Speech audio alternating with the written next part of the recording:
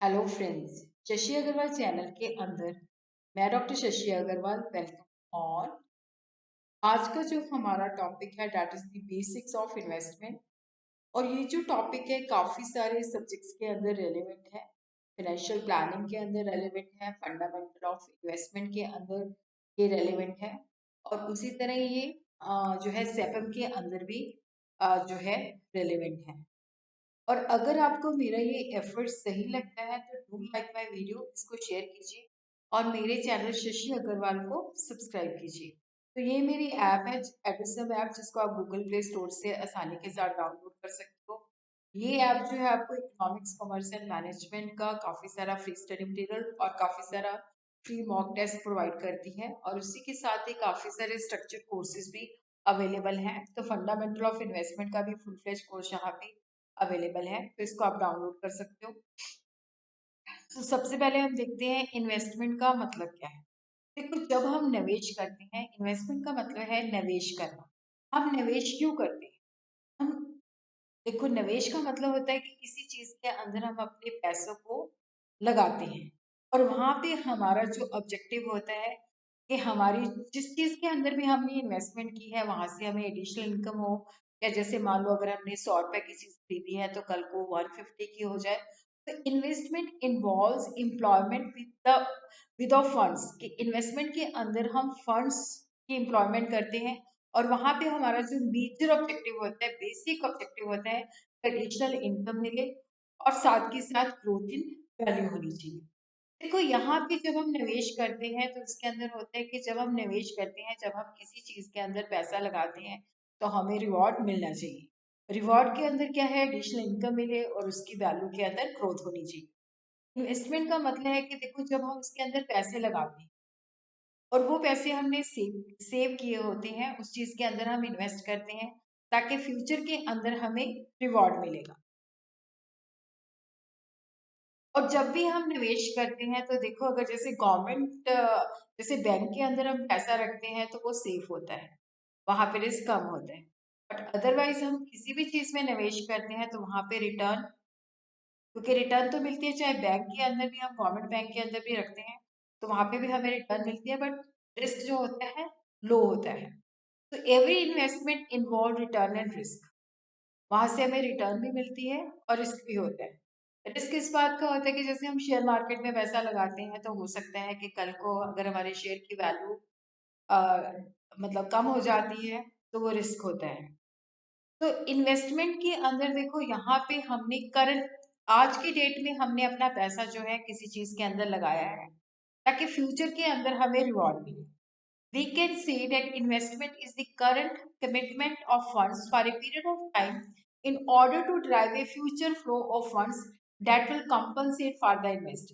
देखो, जब हम निवेश करते हैं तो आज की डेट के अंदर हम अपना पैसा उसके अंदर डालते हैं, और उसमें हमें होता है कि फ्यूचर में हमें बेनिफिट, और वो बेनिफिट इतना हो जाए कि देखो, आज जैसे मान लो मेरे पास 10,000 है, तो 10,000 मैंने किसी चीज में निवेश कर दिया, तो 10,000 आज की डेट में मैं इसको खर्च भी कर सकती थी, अपनी कंजम्पशन को सेक्रीफाइस किया, अपनी परचेजिंग पावर को कम किया।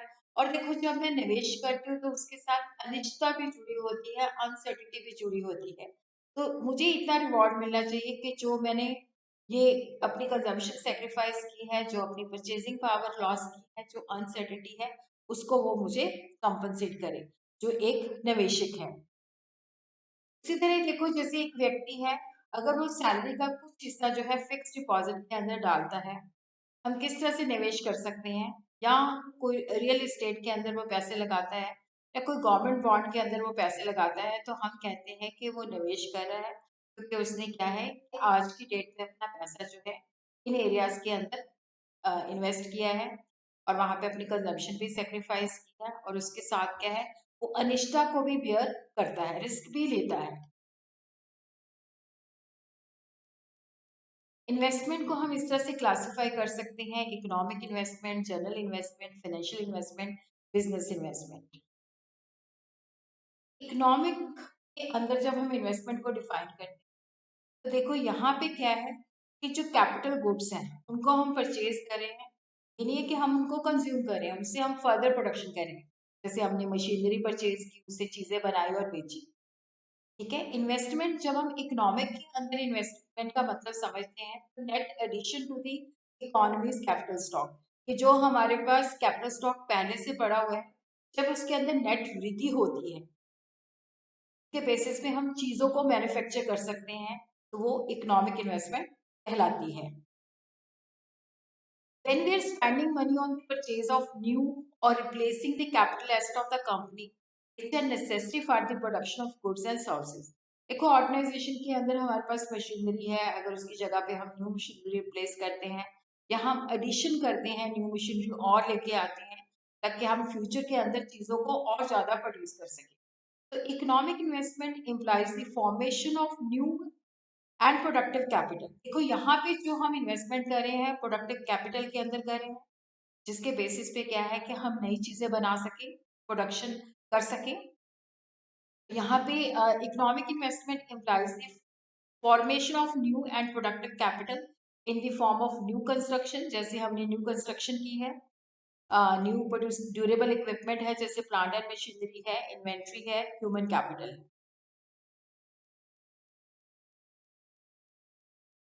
जनरल इन्वेस्टमेंट के अंदर क्या होता है कि देखो यहाँ पे जैसे जैसे मैंने अपने लिए कार खरीदी है, तो वो अपनी सुविधा के लिए खरीदी है, उसके अंदर कोई रिटर्न नहीं मिलती।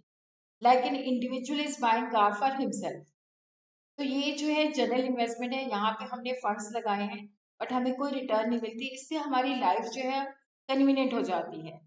बिजनेस इन्वेस्टमेंट होता है कि जैसे टेंजिबल एसेट्स हैं जिनको हम टच कर सकते हैं, मशीनरी और इक्विपमेंट के अंदर हमने पैसा लगाया है। इंटेंजिबल एसेट जैसे कॉपीराइट्स है, पेटेंट्स है, गुडविल के अंदर लगाया है, तो यहाँ पे ये कैपिटल बजटिंग होती है जिसका बेनिफिट हमें कई सालों के लिए मिलता है। फाइनेंशियल इन्वेस्टमेंट के अंदर क्या होता है कि देखो यहाँ पे जो पैसा है उसके अंदर हमारा जो ऑब्जेक्टिव होता है कि हमें कुछ ना कुछ गेन मिले, मतलब कि हमें रिटर्न मिले। तो यहाँ पे जब हम फाइनेंशियल इन्वेस्टमेंट के अंदर लगाते हैं तो ये सेफ इन्वेस्टमेंट से लेके रिस्की इन्वेस्टमेंट तक, मतलब हमारे पास चॉइस होती है कि जो इन्वेस्टर है वो रिस्क लेना चाहता है या रिस्क को अवॉइड करना चाहता है, क्योंकि जिसके अंदर ज्यादा रिटर्न होगी वहां पे रिस्क भी होगा। तो जो लोग इन्वेस्ट करते हैं फंड्स, उनको हम कहते हैं कि supplier of the funds. Financial investment की जब हम बात करते हैं तो वहाँ पे हमारा जो एम्प्लॉयमेंट ऑफ फंड्स है, वहाँ पे अपना फंड जो हम किसी ऐसी चीज के अंदर लगा रहे हैं जहाँ से हमें रिटर्न मिलेगी फ्यूचर के अंदर। जैसे हमने किसी को लोन दिया है तो वहां से हमें इंटरेस्ट मिलेगा, अगर हमने किसी शेयर के अंदर लगाया है डिविडेंड मिलेगी, अगर हमने कोई नई चीज बना के रेंट पे दे दी है वहां से रेंट मिलेगा, या कोई किसी चीज के अंदर हमने लगाया कि फ्यूचर के अंदर हमें पेंशन बेनिफिट मिलेगा। क्योंकि जब हम फाइनेंशियल इन्वेस्टमेंट करते हैं तो उसके पीछे जो हमारा लॉजिक होता है कि हमें रिटर्न मिले, हमारी जो वैल्यू है उसके अंदर ग्रोथ होनी चाहिए। तो फाइनेंशियल इन्वेस्टमेंट को हम इस तरह से क्लासिफाई कर सकते हैं: investment in terms of personal finance, investment in terms of real estate, investment in terms of commercial real estate. Investment in terms of personal finance, देखो यहाँ पे हम जैसे कंपनीज के शेयर्स खरीदते हैं, बॉन्ड्स खरीदते हैं, डिबेंचर्स खरीदते हैं या म्यूचुअल फंड्स खरीदते हैं, तो यहाँ पे हमारा जो है या कोई एसेट परचेज करते हैं और जिसके अंदर रिस्क छुपा होता है। देखो, रिस्क ये होता है कि जैसे हमने एसेट परचेज किया है, कल को वो आउटडेटेड भी हो सकता है, कि जो एसेट हमने लिया है अगर उसकी टेक्नोलॉजी आउटडेटेड हो गई तो डेफिनेटली उसके अंदर रिस्क भी छुपा होता है। और रियल एस्टेट के अंदर देखो, जैसे हम कोई प्रॉपर्टी परचेज करते हैं तो वहां पे होता है कि इस एक तो हम उसके ऑनर बन जाएंगे और उसको हम कल को लीजिंग पे भी दे सकते हैं। और यहाँ पे भी रिस्क छुपा होता है कि रियल एस्टेट की जो वैल्यूएशन है, हो सकता है जैसे मैंने कोई चीज 10 लाख की ली है बट आज की डेट में वो मुझे 5 लाख 5 लाख की रह जाती है। तो इस रियल एस्टेट के अंदर भी क्या है कि देखो रिस्क छुपा होता है। और उसी तरह investment in terms of commercial real estate, तो यहाँ पे हम रियल एस्टेट के अंदर इन्वेस्ट करते हैं ताकि हम हमारी जो मतलब कमर्शियल पर्पज से हम चीजें लेते हैं ताकि हमें वहां से इनकम जनरेट हो सके, जैसे रेंट पे देने के लिए, इस तरह से। तो हमारे पास जो इन्वेस्टमेंट क्या क्या एवेन्यूज हैं जिनके अंदर हम इन्वेस्ट कर सकते हैं: रियल एसेट के अंदर इन्वेस्टमेंट कर सकते हैं, और फाइनेंशियल एसेट्स के अंदर हम इन्वेस्टमेंट कर सकते हैं। रियल एसेट जो होती हैं ये मार्केटेबल भी हो सकती हैं, जिनको हम मार्केट के अंदर सेल कर सकते हैं, नॉन मार्केटेबल भी हो सकती हैं, जिनको हम मार्केट के अंदर सेल नहीं कर सकते, और ये मूवेबल भी हो सकती हैं, जिनको एक जगह से दूसरी जगह हम बड़ी आसानी के साथ ले जा सकते हैं, और ऐसी भी हो सकती है जिसको एक जगह से दूसरी जगह हम नहीं ले जा सकते। और ये जो एसेट्स होती हैं जिनके साथ हम चीज़ों को प्रोड्यूस करते हैं। रियल एसेट की हम बात करते हैं तो टेंजिबल गुड्स हैं, ये रेजिडेंशियल हाउसेस की फॉर्म में हो सकती है, कमर्शियल प्रॉपर्टी की फॉर्म में हो सकती है, एग्रीकल्चर फार्म की फॉर्म में हो सकती है, प्रीशियस स्टोन्स हो सकते हैं, गोल्ड हो सकता है, आर्ट ऑब्जेक्ट हो सकता है। फाइनेंशियल एसेट की जब हम बात करते हैं तो जैसे कंपनी के हमने सिक्योरिटीज परचेज की तो वहाँ पे हमारे पास शेयर सर्टिफिकेट्स आ जाते हैं। तो पेपर सिक्योरिटी के अंदर हमारी ऑनरशिप डिपिक्ट की होती है। तो यहाँ पे जो हमारे पास जितने शेयर्स होते हैं, जो सर्टिफिकेट होता है, वो इंडिकेट करता है कि हमारे पास सिक्योरिटीज है। तो financial asset represent a claim on the income generated by real assets of some other parties. जैसे हमने किसी कंपनी के शेयर परचेज किए हैं तो वहां से हमें डिविडेंड मिलता है। Financial assets are usually between two parties. देखो जैसे हमने एबीसी लिमिटेड कंपनी के बॉन्ड्स परचेज किए हैं, तो ऑर्गेनाइजेशन के लिए वो लायबिलिटी है, बट हमारे लिए वो एसेट है क्योंकि वहां से हमें इंटरेस्ट मिलेगा। फाइनेंशियल एसेट को हम क्लासिफाई कर सकते हैं marketable assets and non marketable asset. Marketable assets जो है जैसे इक्विटी शेयर है जिसको हम फर्दर ट्रांसफर कर सकते हैं, प्रेफरेंस शेयर है, मनी मार्केट इंस्ट्रूमेंट्स हैं, बॉन्ड्स हैं, fixed income security, government security bonds है जिनको हम आगे सेल कर सकते हैं।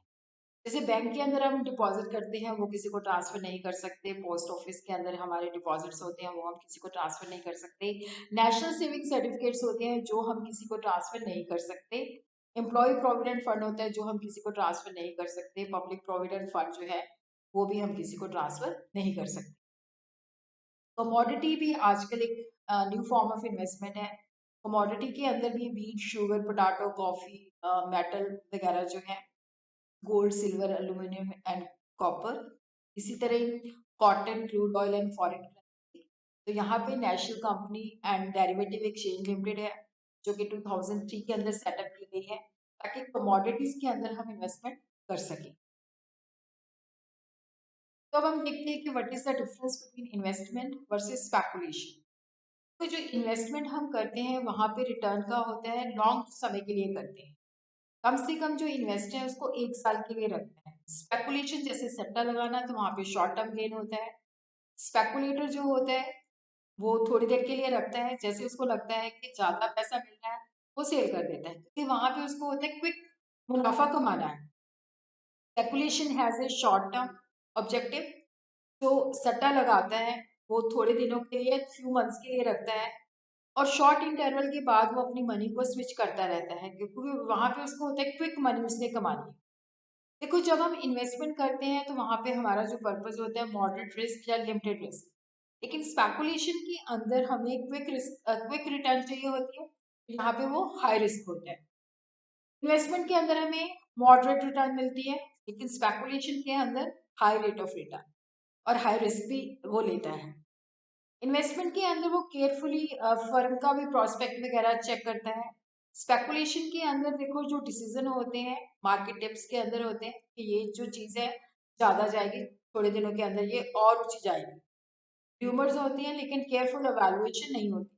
तो वहां पे क्योंकि हमारा होता है कि हमें ज़्यादा से ज़्यादा टर्न मिल जाए। इन्वेस्टमेंट वर्सेस गैम्बलिंग के अंदर देखो इन्वेस्टमेंट जो है लॉन्ग टर्म हॉरिजन होता है, लिमिटेड रिस्क होता है, और यहाँ पे रिटर्न फ्यूचर के अंदर ज़्यादा होता है क्योंकि लिमिटेड रिस्क होता है। डिसीजन जो होते हैं केयरफुल एवेल्युएशन के बेसिस पे किए जाते हैं। गैम्बलिंग के अंदर बहुत ज़्यादा रिस्क है, जैसे जुआ खेलना, गैम्बलर जो होते हैं रिस्क लेते हैं, और चांसेस ऑफ रिटर्न जो होते हैं स्लिम होते हैं क्योंकि ये किस्मत के ऊपर बेस्ड है। मैंने जुआ खेला, हो सकता है मैं जीत जाऊं, हो सकता है मैं सब कुछ हार जाऊं, तो इसलिए इन्वेस्टमेंट के अंदर ज्यादा रिटर्न मिलती है। गैम्बलिंग के अंदर लक के ऊपर डिपेंड करता है, या तो आप करोड़पति हो या आप रोडपति हो। डिसीजन जो होते हैं they are based on matter of luck और चांस। उसी तरह इन्वेस्टमेंट एंड आर्बिट्रेज, देखो यहाँ पे क्या होता है कि हम इन्वेस्टमेंट के अंदर मॉडरेट रिटर्न जो है लेना चाहते हैं।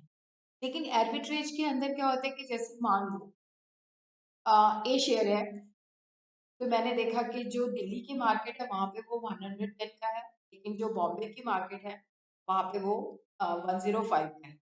तो वह क्विकली 105 का परचेज करके उसको 110 पे सेल कर दूंगा। तो ये अदला बदली होती है, साइमल्टेनियसली हमने किसी चीज को परचेज किया जहाँ पे हमें लगता है लो प्राइस पे मिल रही है, फिर हमने उसको सेल कर दिया जहाँ पे हमें हाई प्राइस मिल रही है। आर्बिट्रेज एक मैकेनिज्म है जिसके अंदर क्या होता है कि हम प्राइस डिफरेंस के बेसिस पे अदला बदली करते रहते हैं, अपने रिस्क को मिनिमाइज करने की कोशिश करते हैं, और शॉर्ट टर्म गेन जो होता है, क्विक गेन जो होता है, लेना चाहते हैं। देखो, जो इन्वेस्टर है वो आर्बिट्रेजर भी हो सकता है। अगर वो स्टॉक एक्सचेंज, जिस स्टॉक एक्सचेंज पे उसको लगता है कि कम प्राइस पे चीजें मिल रही हैं, शेयर मिल रहे हैं, बॉन्ड्स मिल रहे हैं, और दूसरी जगह पे हायर प्राइस है, तो वहां पे वो सेल कर देता है। तो इससे भी क्या होता है कि एफिशिएंसी और लिक्विडिटी जो है स्टॉक मार्केट के अंदर, और वॉल्यूम ऑफ ट्रेड जो है ये बढ़ाती है। उसी तरह we are going to understand investment process, defining an investment objective, analysing the securities, construct a portfolio, evaluation of the performance and review of the portfolio। तो यहाँ पे हम अपना, जब हम निवेश करते हैं तो वहां पे हम अपने ऑब्जेक्टिव को जो है डिफाइन करते हैं कि हमारा जो ऑब्जेक्टिव है, जो हम निवेश कर रहे हैं, हमारा ऑब्जेक्टिव क्या है, लॉन्ग टर्म ऑब्जेक्टिव है, शॉर्ट टर्म ऑब्जेक्टिव है, क्या हमारा ऑब्जेक्टिव है। और उसी तरह जो इन्वेस्टर है उसको ये देखना पड़ता है कि मैंने अपना फंड जो लगाना है, क्या मेरे पास फंड जो है कितना अवेलेबल है, फंड शॉर्ट रन के लिए है या लॉन्ग रन के लिए। और उसी तरह ही देखो, वो जो भी एसेट्स, वो एवेन्यूज जो है आइडेंटिफाई करता है कि कौन सी एवेन्यूज हैं, मेरे पास इतने फंड्स अवेलेबल हैं, ये मैं शॉर्ट टर्म के लिए इन्वेस्ट कर सकता हूँ, ये मैं लॉन्ग टर्म के लिए कर सकता हूँ। तो जो भी इन्वेस्टमेंट एसेट्स है उसकी केयरफुल एवेल्युएशन करता है, उसके कैरेक्टरिस्टिक्स को स्टडी करता है, और जो एसेट की अलग अलग कैटेगरीज है ताकि वो अपने रिस्क को मिनिमाइज कर सके, उसके अंदर वो करता है। देखो, यहाँ पे अब हम देखते हैं कि वट आर, जैसे मान लो मेरे पास, मैंने शॉर्ट टर्म के लिए करना है, तो शॉर्ट टर्म के अंदर मेरे पास क्या चॉइस है, किस तरह के एसेट्स हैं जहां पे मैं फंड्स लगा सकती हूँ। तो हम देखते हैं कि what are the various securities available for the investment. तो वहां पे हम देखते हैं कि ये जो सिक्योरिटीज अवेलेबल है किस इंडस्ट्री को बिलोंग करती हैं, इसकी नेचर क्या है, फिक्स्ड है, वेरिएबल है। तो यहाँ पे हम देखते हैं कि उसका फ्यूचर के अंदर क्या एक्सपेक्टेशन है, कितनी रिटर्न रिटर्न मिलेगी, और उसके साथ कितना रिस्क जो है जुड़ा हुआ है। और सबसे इम्पोर्टेंट होता है कि जो इन्वेस्टमेंट है उसकी वैल्यूएशन हम करते हैं। वैल्यूएशन के अंदर हम देखते हैं कि जो हमें फ्यूचर बेनिफिट मिलेगा आज की डेट के अंदर, उसकी प्रेजेंट वैल्यू क्या है। तो यहाँ पे हम अप्रोप्रिएट वेट यूज करते हैं ताकि वैल्यू ऑफ इन्वेस्टमेंट को असेस कर सकें। फिर हम देखते हैं उस वैल्यू को हम करंट मार्केट प्राइस के साथ कंपेयर करते हैं, फिर देखते हैं अट्रैक्टिव है कि नहीं है। हर एक एसेट को हम इंडिविजुअल लेवल पे, जैसे मान लो मैंने एबीसी लिमिटेड कंपनी के इक्विटी शेयर में इन्वेस्ट करना है, तो यहाँ पे उसके शेयर की अलग से वैल्यूएशन होगी। अगर मैंने एक्स वाई जेड के करना है तो एक्स वाई जेड के अलग से होगी। तो हर एक एसेट जिसके अंदर मैंने पैसा लगाना है उसकी इंडिविजुअल होगी। और उसी तरह क्या है कि पोर्टफोलियो, पोर्टफोलियो का मतलब होता है कि हमने कुछ पैसा बैंक में लगाया, पैसा हमने म्यूचुअल फंड में लगाया, कुछ पैसा हमने बॉन्ड में लगाया। तो हमें जो सिक्योरिटीज है, ताकि एक पोर्टफोलियो हम बिल्ड करते हैं, तो वो पोर्टफोलियो किस तरह से बिल्ड करना है ताकि रिटर्न मैक्सिमाइज हो जाए और रिस्क मिनिमाइज हो जाए। कि वहां पे हमें ये भी देखना पड़ेगा कि जैसे टाइमिंग क्या है, कितनी हमारे पास हेल्थ है जिसको हम इन्वेस्ट कर सकते हैं, और उसी तरह हम पोर्ट वैल्यू, जो पोर्टफोलियो के अंदर हमने कंस्ट्रक्ट किया है, उसकी फीडबैक लेते हैं।